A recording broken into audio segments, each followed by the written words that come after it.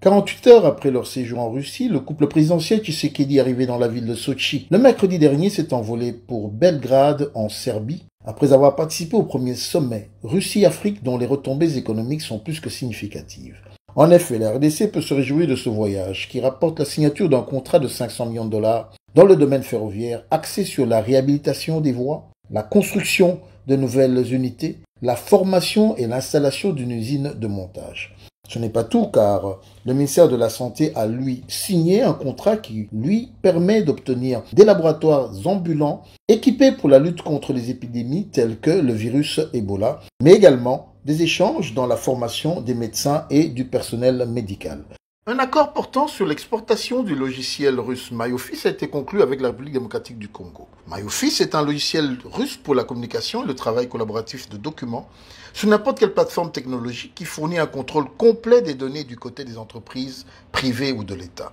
L'écosystème MyOffice comprend des applications multiplateformes, une solution de stockage des données et de travail collaboratif, des applications mobiles pour smartphones, mais également une version spéciale gratuite pour l'enseignement scolaire et préscolaire.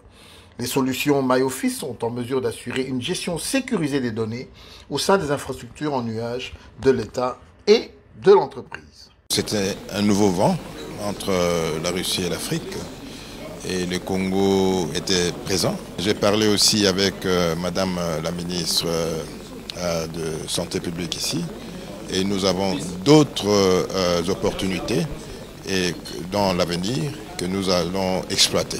Alors je crois que c'est un bon commencement et les Russes seront au Congo et je crois qu'avec ce nouveau vent, cette opportunité, nous allons faire avancer le Congo avec le Russe dans le domaine de la santé. C'est vrai, les besoins en termes d'investissement sont énormes. Nous avons eu l'occasion de rencontrer des investisseurs de mon secteur, le secteur des ressources hydrauliques et électricité.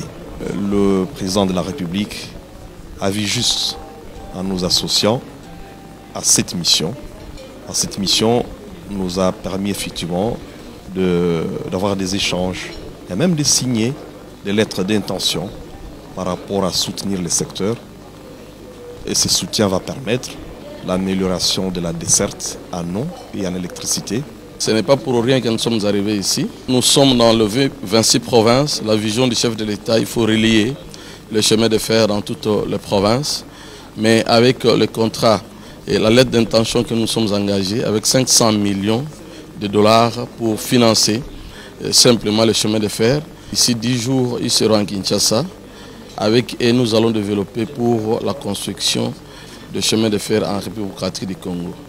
Non seulement nous nous sommes engagés avec une entreprise de chemin de fer, mais nous avions eu aussi honneur ou avantage de pouvoir s'engager avec une entreprise russe qui va financer ces projets de chemin de fer en République démocratique du Congo.